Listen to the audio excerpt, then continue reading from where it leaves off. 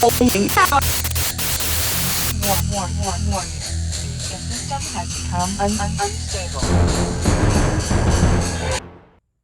Welcome back, people of the internet. I've got a good one for you here. I'm going to give you a big chunk of history with an array of footage. It's going to include a lot of talk about philosophy, a lot of talk about psychology.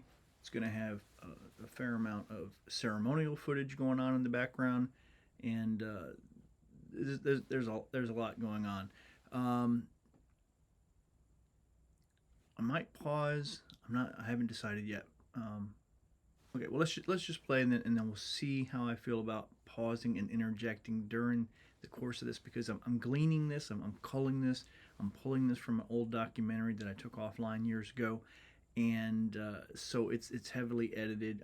This is not a new creation, so there's a lot of stuff going on, and I may or may not pause, so we'll see. But here you go. Taking a nice little trip through Jensen Beach, Florida, on Jensen Beach Boulevard. Coming up here on the right is the community center where we had a satanic cursing about 7 years ago. And this large building up over here used to be a community learning center and art center where we had a large Halloween show with dancing and various information and displays, all kinds of things for the local dance troupe and other teachers and other local professionals. So that block has a tremendous amount of history. Oh, and by the way, between that community center where we had the satanic cursing and the next big white building where we had the Halloween bonanza is the dentist office where Kimberly Bergalis received AIDS from her dentist and died several years ago. So for those of you who are familiar with Jensen Beach, due to that infamous little tale, that's the little block it happened on, surrounded by all that DoubleTree. So I'm sure that'd create quite a little stir among the more superstitious, or may I say stupidstitious, of you watching this. Ooh, look at the water. God bless Jensen Beach. Hail Satan. As a Satanist, people have asked me many times over the years whether or not I practice and or believe in magic. The answer is, of course, yes. But what is magic? Altars with the girls and... Unlike Wiccans and occultists and pagans and other gobbledygook types, Christians, Muslims, that sort, Jews, we don't believe in hocus pocus. We don't believe in magical symbols and herbs and oils or prayers or gods or demons or angels or any of that buck. What we do believe in is the little-known science of the applied will. Furthermore, lesser magic is often applied psychology. All right, so hey, I just want to interject here real quickly. So I wouldn't say I changed my mind, and I wouldn't say that I was wrong. But when I'm talking there at the time, in the past, way back in the older footage, that's when I was a Church of Satan priest. So I don't want to say I was towing a party line. I would just say that they lean in the non-theistic sense of religiosity, and there is indeed a belief in magic and mind over matter, the applied human will, and even they are looking at, you can look at Blanche Barton's most recent book, We Are Satanists, where there's talk about quantum physics, quantum mechanics, and all that kind of thing, and that is definitely down the road that I would be talking about if I was to wax on about it here and now. In the realm of science, quantum entanglement, and all those kinds of things. So where there is mystery or mysticism with symbols and things like that, how do we know what a portal or what effectuates some sort of change? I'm fairly convinced, to be honest with you, as I say over and over and over, we are in a fractal holographic simulacrum of this is a reality. It's a field. This is a field. This is nothing tangible, material about existence. So just like an icon on a computer, Dr. Donald Hoffman and his team, they talk about this. Several physicists talk about this in all over the spectrum, about icons and widgets and things of that nature. And so the icon on your desktop doesn't actually play the video game or open up the word processor or take you to the quote-unquote internet, whatever the internet is, right? Virtual reality, cyberspace. These are all tools. These are perceptions. These are things that help us navigate those tools, those quote unquote realities.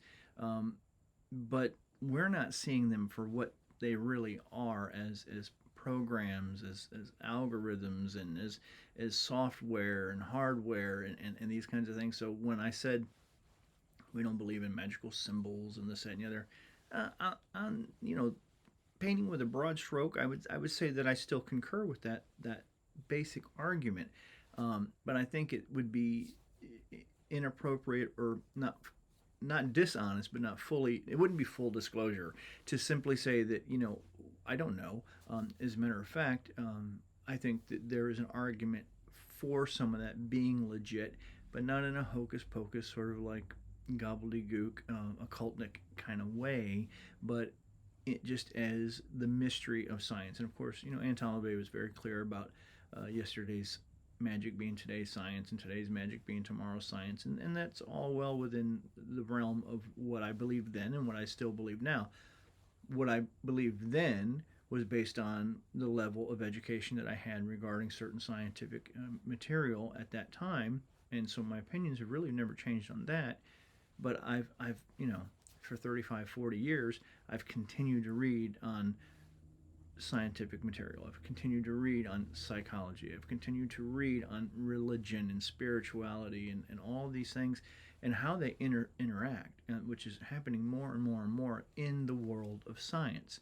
So, okay, I don't want to talk forever about that. I just want to clarify that yeah, I don't want to make any concretized statements about believing this or that. The evidence has certainly convinced me to lead more into a metaphysical, not well, I don't want to say yes or no about anything. Anyway, it's physics has led to metaphysics. Let's just put it that way. And I'm not going to say that anything is for sure one thing or another.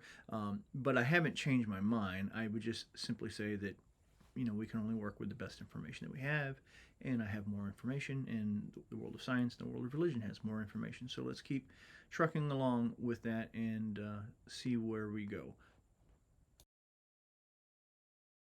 But once again, what is magic? If you have an idea that exists solely in your mind, within the confines of what we could call the subjective universe, and that idea manifests itself in the world as a reality, or what we would call the objective universe, then you have created something magically. And one of my favorite analyses of this, as a Star Trek fan, as your Cyber Lord of Borg, and as a basic fan of the NASA program, for millennia, the idea of flying, as the Wright brothers proved we could do in 1903, but furthermore, the idea that we could travel interplanetarily was nothing more than a pipe dream. However, due to the ingenious drive of NASA scientists, we know for a fact we can step foot on the moon, send probes and other NASA material to Mars, and going even beyond that. So the basic bottom line is, through the creativity and the drive and the applied will of the human subjective universe, we manifest in the objective universe that which once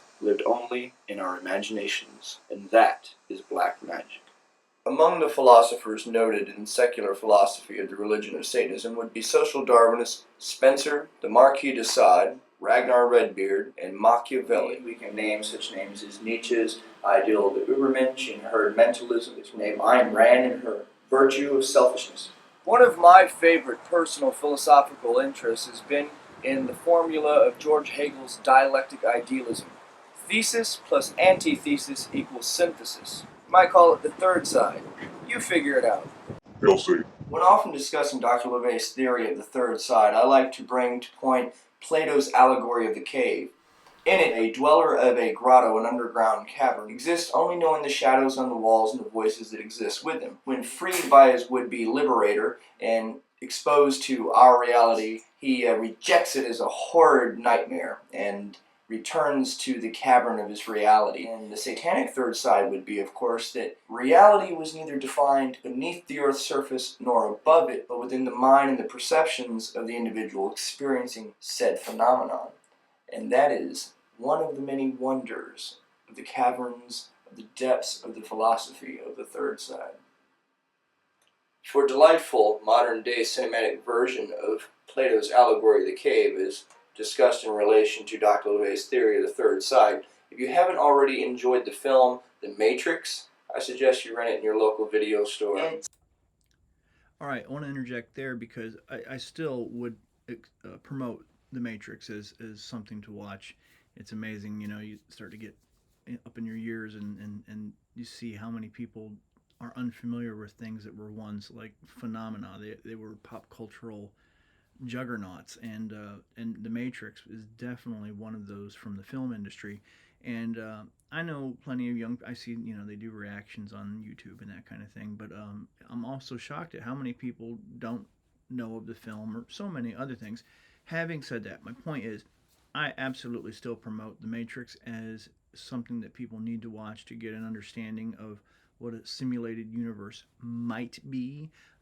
There were films and TV show episodes and things before The Matrix and subsequent to it that are also well worth looking at. The list is far too long to go down that rabbit hole now. I would say read the books by Rizwan Virk, the MIT computer scientist.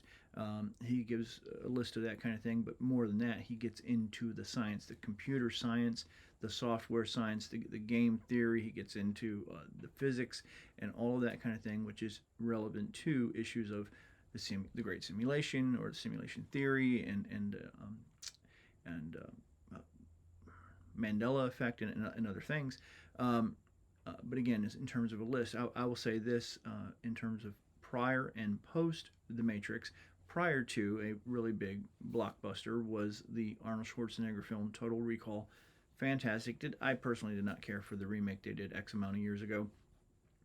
But he takes a virtual vacation, a neurological, like a neuro implant kind of, you know, memory implant vacation. You know, it's cheaper, it's safer, and you can't tell the difference neurologically, right? It's reality's perception. So Total Recall is a fantastic example of that. And what I really like about that one is then the newer film, it's just a couple of years old, maybe, probably not more than 2 years old, I think, called Bliss. And in both of those film situations, well, actually all three, even The Matrix, they're hooked up either on a ship, you know, in The Matrix it's a ship, or it's a laboratory setting, or in Total Recall it's like a travel agency. It's a travel agency. It's a anyway, it's a business, right? It's, you know, it's a virtual vacation for your mind for cash. So, but in each one of these situations, you know, you're just sitting in a chair plugged into this computerized world, this virtual reality, and you're not actually going anywhere. But specifically or especially, again, it's really in Total Recall and Bliss more so than The Matrix. But in those films, you can lose yourself in the simulation. You can cease to identify, and it's the same with the Avatar, right? That film Avatar, which actually I didn't care for, but was a gigantic social, you know, coup for the filmmakers. But again, you can lose yourself in the simulation and cease to remember reality and accept the illusion, the Maya, the simulation as truth, as reality, and it's not. Now, I will say, as I will always say, I'm not going to claim that we are in a computerized simulation, which very well may be the case. I don't know that I'm real or I'm an artificial life form, or that, you know, I'm real and you're an NPC, and, you know, any myriad of just splitting that up. Or if we are some sort of monad or a collection of monads, which is an interesting argument we won't get into here. Or, you know, we're a thought form or an egregor of the mind of God. Now, the Satanic Bible specifically eschews that Eastern Transcendental concept. I touched on it briefly in a video a day or two ago, but I didn't really expound upon that. But the scientific evidence is leaning in all these different directions. There's a lot to accept the possibility and perhaps say that, you know, one is a little more convincing than the other, and entertain that. That's a personal choice. Entertain that particular theory more strongly than the others. But ultimately, no one has really proposed something that has convinced me that this is the way it is. I have opinions, and I'll share those. I like to do that in writing because then I can really articulate my thoughts in a well orchestrated manner with extensive footnotes. I believe your arguments are only as good as your footnotes if you're going to talk about things of that magnitude. Um, so so there we go. That's dates back to Plato's allegory of the cave, which you get a little taste of it there. I would re-argue it if I was to do it again, but the premise or the idea is basically the same, which is perception is reality, and if you're fed a false perception of reality, you still accept that as truth, and you don't know any differently, and you will fight for that false reality. You will fight for that simulacrum. You will fight for that potentially and likely form of slavery. Okay, so we're going to go back. You rent it in your local video store. And Satanism is supposed to be about not what ought to be, but what is. The God of is and is to be and all that sort of thing, correct? The world, objectivism. Satanism promotes Machiavellian sociopolitics. That would include such maxims as the populace not only needs, but desires a master, and more important than that, the mighty rule the weak, while the cunning govern over all. Empiricism, these things, not wishful thinking, but actuality. Satanism is the synthesis of reason and instinct, in accord with Abraham Maslow's psychological theory of the hierarchy of human needs. The bottom of the pyramid being survival of the fittest, physiological survival, and the pinnacle or pyramid top being that of self-actualization.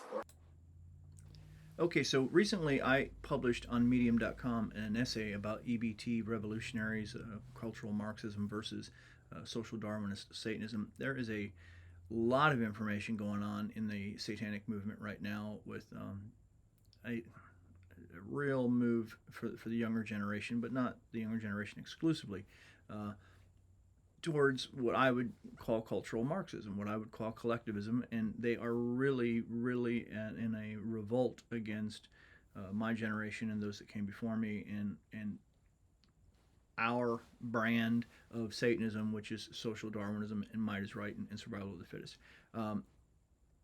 I'm surprised, especially some of the science-minded individuals out there, or scientifically trained and educated and degreed individuals out there, but not them exclusively. So if this applies to you, don't think I'm picking on you.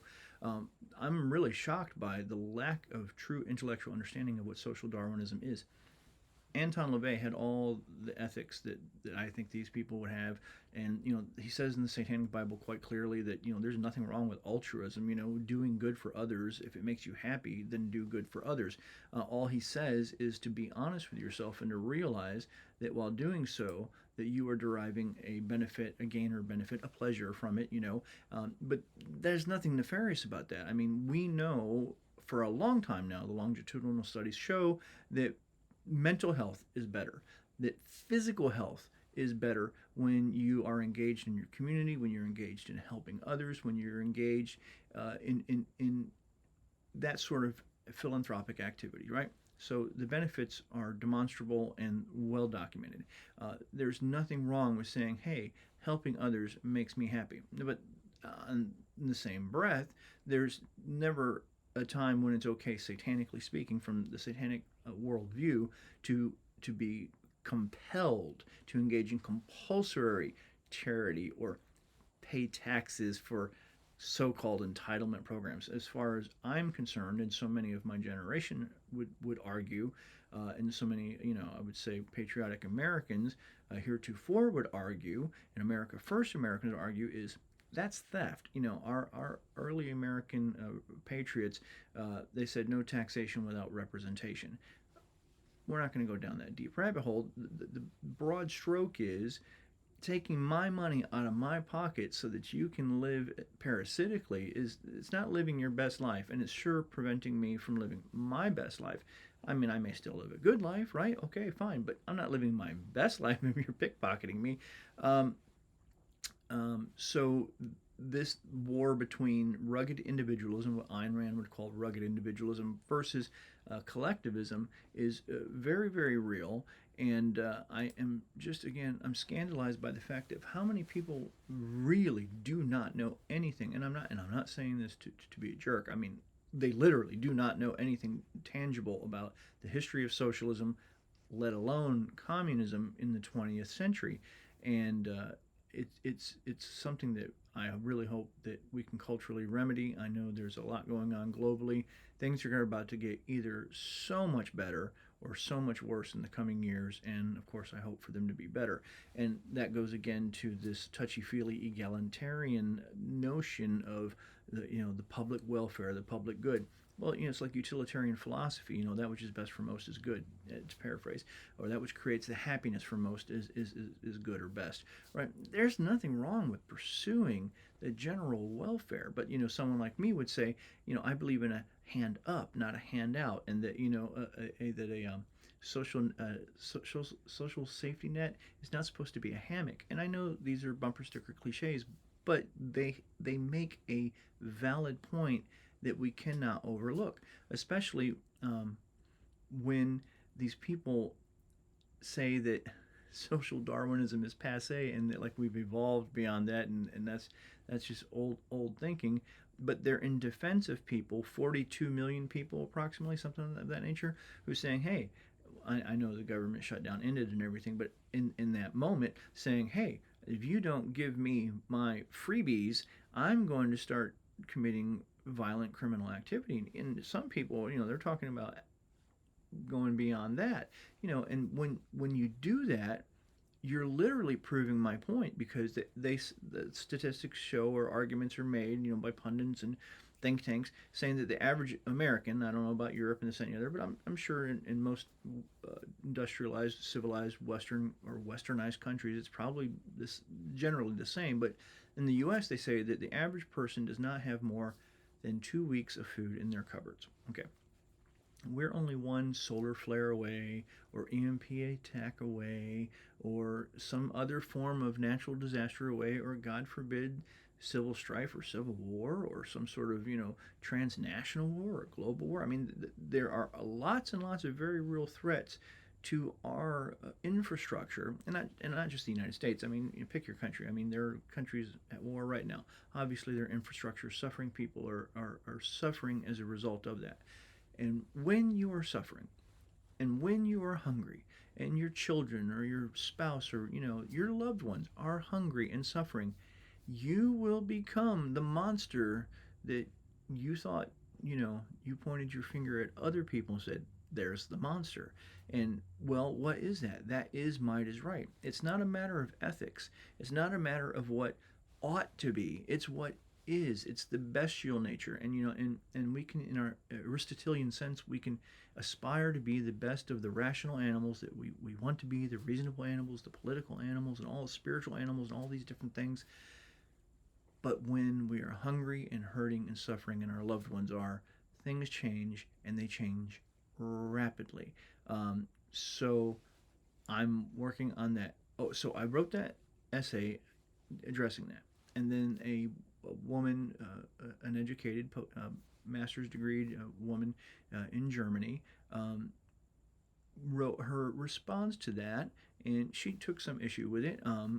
We're a little on different sides of the political spectrum, but we have very respectful and I think healthy conversations online about these things. And as long as they're healthy and they're respectful, then it's a meeting of the minds that I respect and treasure and will engage in.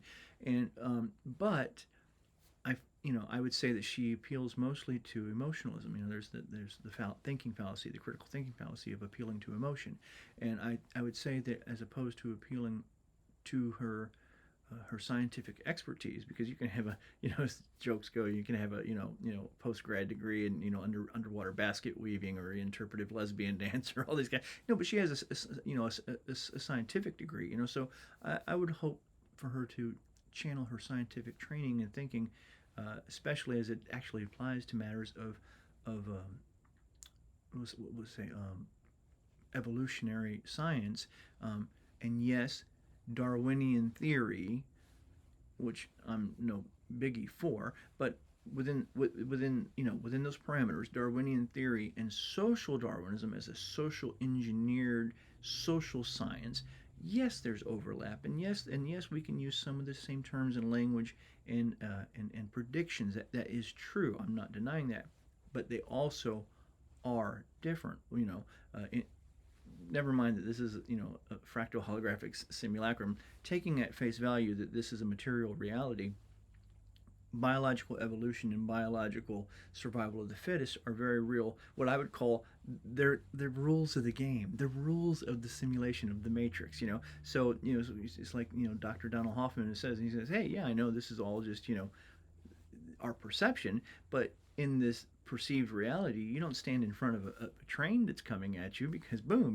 But it's like having a headset on a VR game, and if you lose the game or die in the game or whatever the case may be, the avatar experiences that, and then well, you have to start the game again or whatever the case may be. But those are game rules, and so accepting those game rules as this material reality, there are certain things you do and do not do. And okay, so I've said more than I wanted to say in this particular video on that, but it all does apply to the theories of satanic philosophy, satanic understanding of magic, and satanic understanding of spirituality. So we're gonna continue on. And it espoused the concept that man is a product of biopsychosocial, that of self-actualization. The Satanic Bible was published in 1969, and it espoused the concept that man is a product of biopsychosocial variables. Bio being biology, genetic predisposition, psycho being the psyche, the mind, the soul, the individual uniqueness that each of us are, and social being social conditioning, social acculturation, meaning a product of your environment, nature or nurture, free will or determinism. According to Dr. LeVay in the Satanic Bible, as it is now currently promoted by the American Psychiatric Association, humanity is an interesting combination of both free will and determinism, the age-old question, and that is, as much as we exercise our free will of the psyche, the individual uniqueness of ourself, thereby do we exist as the captains of our own ships. However, in terms of how our genetic predisposition and how our social environment mold and lead us into certain behavioral rituals, that speaks against our individual free will and speaks more of a conditioned automaton, a Borgian zombie, simply reacting in a world of cause and effect according to preconditioned rules that existed before we did. But the bottom line is, how much free will over determinism do you exercise in your life? When you know that, maybe you'll be a free-willed individual. Nevertheless, a hearty hail Satan to Dr. Anton Szandor LeVay, the overlooked and pioneering psychologist and psychiatrist. Okay, so what I was saying there is sort of like picks up where I left off on my commentary, which is you can see that going back 25, 26, 27 years ago, whenever that interview was done, I was taking a more materialistic, biological, cosmological worldview and applying it to religiosity, satanic religiosity, and through the filters of psychology and other science. Now, in relation to magic, as I touched on, that had no nullifying effect regarding the fact that if we're going to look at like the Higgs boson, the boson field, quantum entanglement, the interconnectivity of all things cosmologically in field theory, as well as entanglement and all these kinds of things, that's still something that I was aware of and understood within the context of what Satanists, LeVay Satanists would define as magic. And today's magic is tomorrow's science. Okay, so I wouldn't say that I changed my mind about the majority of those things. Again, I would say I work with the best information that I have in ongoing education and ongoing scientific breakthroughs have simply convinced me that the mechanisms that I was looking at within a materialistic, biological, cosmological cosmos, that I no longer accept that paradigm as our foundation, or so many people in physics would say, consciousness is fundamental, not physicalism, not materialism. So then I was looking at the interconnectivity on, say, like the subatomic level, and I still am, but I'm looking at as conscious agents, the interaction of conscious agents or monads, and all these different specialized terms that are used by different scientists and philosophers. Okay, so I wanted to point out that there is the change there, and it is important. It is important, but uh, understanding the mechanisms and understanding that even that view then and this view now, those mechanisms still exist in what I would define, as I said a moment ago, as in the rules of the game that we are playing within this simulation or cosmic mind or whatever this fractal holographic simulation is. So let's continue. Cause and effect according to preconditioned rules that existed before we did. But the bottom line is, how much free will over determinism do you exercise in your life? When you know that, maybe you'll be a free-willed individual. Nevertheless, a hearty hail Satan to Dr. Anton Szandor LaVey, the overlooked and pioneering psychologist and psychiatrist. I had begun at one point saying that Satanism in its most liberal sense was agnosticism, but it's not. It's straight up deism, theism. That's why Anton LaVey left it up to the individual. Satanism, as Dr. LaVey described to me many years ago, in its strictest sense, is militant atheism. He called himself a militant atheist. Militant atheism has become the banner of the Latter-day Church of Satan, but that's not what is open to the individual from the book that Doc wrote. Even his own daughter and those intimate with him in the founding days of the church said that at that time he was a theistic or deistic Satanist.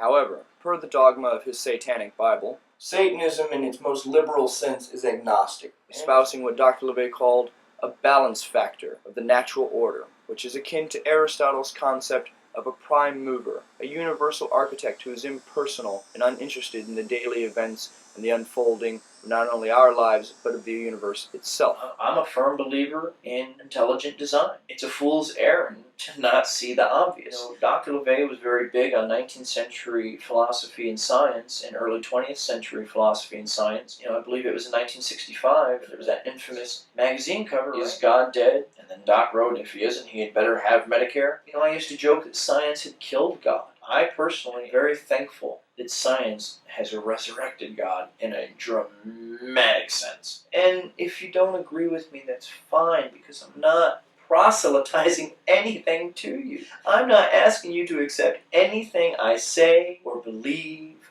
or feel or have done to it. Okay, so when I mentioned his daughter, I was talking about Xena specifically, and we all know that she has issues with her father, and so we have to take that with a grain of salt. However, in I think it was 2022, Carla LaVey being interviewed by Shane Bugbee on his 24-hour video stream, some of which was transcribed and put in his book, The Founding of the Satanic Temple. But I don't think. Oh wait, no. Maybe part of this is. Anyway, anywho, it's on the video, and part of it or all of it may be transcribed in his book as well. Anywho, she talks very specifically about the fact that she and her father were not atheists.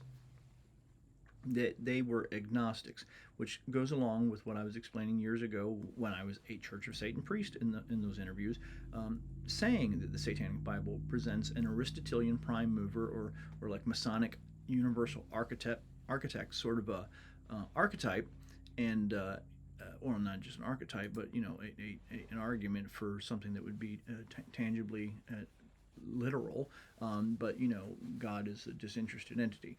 Okay, having said that, Carla is her father's biggest cheerleader, we might argue, so she has none of the issues that Xena has, and I'm not saying any of that to pick on Xena. I'm simply saying, when someone is contentious, you have to take that into consideration when weighing the evidence about their argument for or against something, or for or against someone.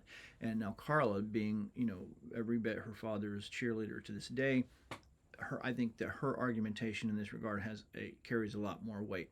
Now, I did mention that LaVey had told me that he was a militant atheist, and it was a term that appears in other places. I think in Secret Life of a Satanist, it's not the only place that it probably came up, but it's also he said that to me directly. I think sometimes Doc said things that he thought people wanted to hear. Now, I was a quote unquote Satanist or Luciferian or devil worshiper, however you want to look at it, as a small boy in the 70s. Um, Growing up, I had no problems with Christianity or any other religion. To me, it was very much, we can think of like the Black Sabbath song "NIB," which is a love song. But within the paradigm of that love song, it's a love song to humanity from Lucifer. So with that being said, that's kind of how I saw it. It's like I'm not against you. I'm for me. Now, when I was a teenager, I had a girlfriend that was tragically killed in a car accident, and then suddenly all these different people, whether friends or family or the pastor that did her funeral and her wake and all that stuff, are suddenly telling me, she's in God's hands now. She's in a better place. This is all part of God's, divine plan to bring glory to Him, and all that kind of thing. Making a miracle out of a tragedy. And I understand making lemonade out of a lemon, but I really found that offensive. Now, within the Satanic Bible, there is that argumentation, and on this essay that I'm working on, or no, I'd written the other day on life, death, tragedy, and Satanism, something of that nature, that touches on some of that. That really made me angry at the Christian God, which I came to terms with a long, long time ago. But I think it's an infantile argument, but I'm not saying that Anton LaVey was infantile for making the argument, because not only was it something that was bandied about by intellectuals, including, noted philosophers or lettered scientists of his era, of his age group, but even today. But now, going back, I don't know, 20, 25 years ago, when the God Delusion came out, and it was just this international smash of the brights, the new atheists. And I remember, I had this atheist buddy of mine that was in that whole category, and he insisted I had to read this book. So I was like, okay, I'll read it. I hate it when I read good books. I read voraciously. I've read more than most people. I mean, I've had so many friends with master's degrees and doctorate degrees, and yet they tell other people like, oh no, listen to Will, he's the intellectual. If he says read it, then, or if he talks about this, not to toot my own horn. I'm just saying I'm well read, so I read good books. When people say, well, do you read good? What do you? I only read good books, so I don't read garbage. Most people who make book recommendations are really, really not making good recommendations. Anyway, having said that, I knew I had to read it because it was an international success, and on that topic, and I was like, okay, well, I'm going to have to see what it says. But I already knew, I expected to get what I found, which is, and I told my buddy when I was done with it, he was like, well, what did you think? What did you think? I said, dude, when I was angry at God as a teenager over my girlfriend's death, these were the kinds of silly arguments that I made. This is sophistry. This is not intellectual thinking. This is not scientific thinking. This is someone who's got a beef with God. But at least I grew out of it as I matured into young adulthood. I mean, this guy's a middle-aged professor, and an esteemed scientist, still apparently ticked off at God. Anyway,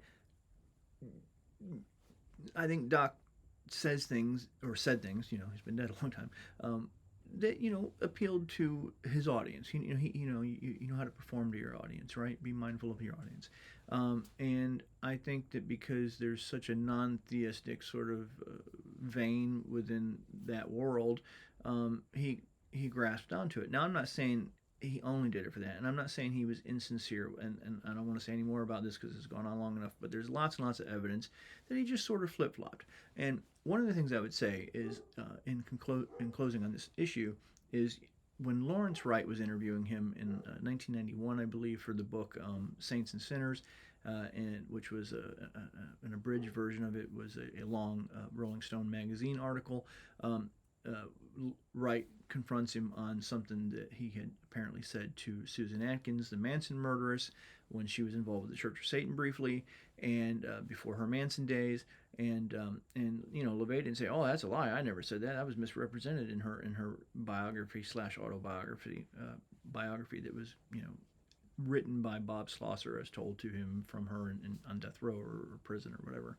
And he says, no, I said that. And his explanation was, okay, well, he said to her, well, just because, we don't believe in God doesn't mean he isn't real. And so Lawrence Wright is like, well, can you explain that? And he says, yeah, sure, I'm a skeptic, but I want to believe, but I'm not gonna believe, trite pap, because it's my desire to have that, and Carla, makes other comments about, when he died, wanting to protect his body and his legacy from being harmed from those that would, do harm to him, and even Blanche Barton, has talked about publicly about, again, this is the only life that we know we have, and, wanting to send him off to a fond farewell and this, that, and the other. And so it's more of an agnostic idea, but within that world, they cling to this atheism. And of course, militant atheism hails from Soviet Union Marxist ideology. I mean, so I'm not knocking him for, co-opting a term that, had social uh, comprehensibility to people of that era, the Cold War era. Of course, you're going to use the language that makes sense to people, but he was not strictly a militant atheist. In fact, Blanche said in that one of those interviews that I'm referencing, she said, for all his misanthropy, and that's in both a book by Carl Abrahamson as well as his film Into the Devil's Den. And so she appears on camera, and it's also in print, where she says, for all of his misanthropy, he was an idealist. And so you take that idealism, you take that desire, that idealistic desire for there to be more than what we can perceive, and there you go. That's not militant atheism. That goes back to what I said 20 something years ago as a Church of Satan priest. You read the Satanic Bible, and it's an agnostic, Aristotelian, prime mover, Masonic, universal architect kind of thing. It's like I always joke, from the LaVeyan disposition, there may or may not be a God, but if there is a God that set everything into motion or whatever, then that God is off playing golf. He's just not interested. But that is not, by any stretch of the imagination, militant atheism. All right, let's move along. See what we got next. To accept anything I say or believe or feel or have done. To as the dark aesthetic. That would be what we would refer to in academia and cultural anthropology as the culture of the religion of Satanism. It's a perfect example of a concept that took satanic principles and applied it to music, film, poetry, dance, you name it, and just put it all together into one tight little package. And that's what impressed me about the whole concept behind the band. It's just a whole combination of different factors put together with a very straightforward approach on how to do it. So there are a myriad of possibilities of coexisting secular, day-to-day existence with the religious dogma and the dark aesthetic there of the religion of Satanism. Do things different. My entire life would be different. I would still be involved with music. I would have probably gone to film school or something. Okay, a little clumsy with the pause, resume. I'm still ironing out the bugs with all this kind of thing.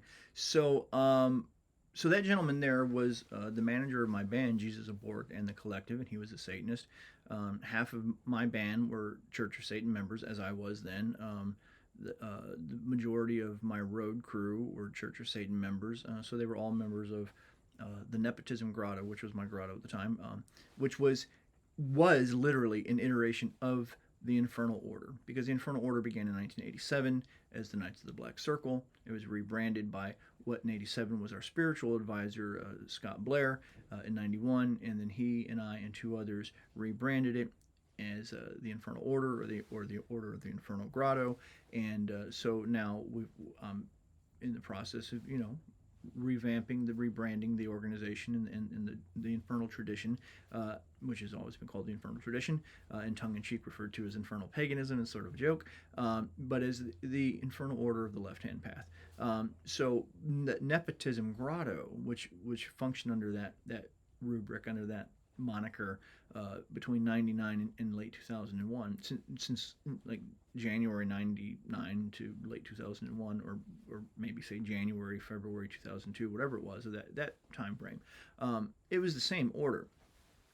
As a matter of fact, there were people that were involved at various tiers of association with the Nepotism Grotto that went all the way back to the Knights of the Black Circle. And the co-founding members, since we were an existing order, so there was about a dozen inner circle members that I considered, that was the inner circle co-founding members. But at the tip of the spear, again, was me and Scott. So Scott was not only the pivotal driving force for the rebranding in 1991, he was also, going back to 87, the spiritual advisor of the original Knights of the Black Circle. So there was continuity, is what I'm trying to say. There was continuity. It wasn't different things. It was all the same thing. Just rebranding, just like Kentucky Fried Chicken became KFC and Burger King became BK. It's exactly the same, only completely different. So the manager of my band was talking about how the band itself presented this, what Richard Wagner referred to in German as Gesamtkunstwerk, which is a total artwork. And so it was philosophy, it was aesthetics, it was music, it was dance, it was eroticism, it was film, it was the store, it was print media. We had it was audio, CDs and I didn't do the online. Our music was online as well as burned onto CDs back then, so that was that era. I didn't personally do that. But all that multimedia and that multifaceted presentation of the dark aesthetic and satanic ideology through all this media of artistry, was what he was referring to, and what had really inspired him and then convinced him to take the position of our manager, which he did for 2 or 3 years of the band. So he was doing that. That was Dion McGregor, our former manager, and my former band manager for Jesus the Borg and the Collective. And so I made certain commentary to that where we went out. So I'm going to close here because this has already gone longer than I wanted, but I also knew it might, because there's a lot going on in that this segment of clips that I wanted to present in this particular video, because it gives such a broad spectrum of a historical review of the things that I personally was presenting to the world on behalf of the Infernal Order, on behalf of the Infernal tradition, and at the time as a now former Church of Satan Grotto Master and Church of Satan priest and all that. And there was no conflict of interest, because we operated fully within the parameters that we were expected to operate within, and within the Levian canon of what you will find not only in the Satanic Bible, but specifically in some of the wording of the Satanic rituals. So we allowed for that subjective, personalized experience within the framework of what the COS was offering. But I am not a Church of Satan member or affiliate or priest or any of that anymore. That was then. I'm simply saying that presentation, you're getting a lot there. You're getting a lot, and there was a lot of cross-pollination, shall we say.